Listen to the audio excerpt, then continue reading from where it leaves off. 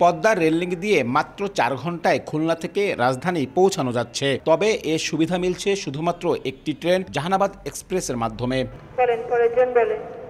কম সময়ে এই ট্রেনের মাধ্যমে যাতায়াত করা যায় বলে দিন দিন বাড়ছে এর টিকিটের চাহিদা। এলাকাবাসী বলছেন, অনলাইন কিংবা কাউন্টার থেকে টিকিট কিনতে হয় 3 থেকে 10 দিন আগে। তবে প্রায় 1000 যাত্রী ধারণ ক্ষমতা সম্পন্ন ট্রেনটিতে টিকিট পাওয়া যায় না চাহিদা মতো, যার কারণে বাড়ছে ক্ষোভ। চাহিদা হিসাব করে এই রুটে ট্রেন সংখ্যা বাড়ানোর দাবি তাদের। মূলত আমরা টিকিট আগে পাই না, এটা চাপ বেশি, এজন্য আমার আগে টিকিট নেওয়া লাগে, এটা হচ্ছে মেন ইস্যু। দুইটা যদি ট্রেন দেওয়া হয় ঢাকা টু খুলনা টু ঢাকা, সেক্ষেত্রে আমার জন্য ভালো হয়। সরকার যেহেতু এত টাকা খরচ করে এখানে লাইন করছে, ট্রেন সংখ্যা একটা থেকে আরও বাড়িয়ে 2টা থেকে 3টা করা উচিত। জ্যাম থাকে, আমরা অনেক সময় ট্রেনে সবাই চলাচল করতে পারি, আর একটা ট্রেন হলে আমাদের জন্য ভালো হয়।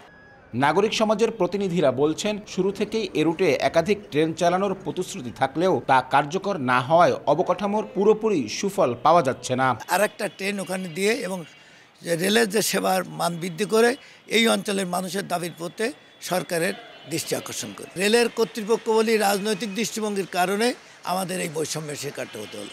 রেল কর্তৃপক্ষ বলছে, ক্যারেজ, ইঞ্জিন ও লোকবল সংকটে এ রুটে এখনই নতুন ট্রেন চালানো সম্ভব হচ্ছে না। তবে নতুন প্রকল্পে ক্যারেজ কেনা হলে ট্রেনের সংখ্যা বাড়ানোর আশ্বাস সংশ্লিষ্ট কর্মকর্তার।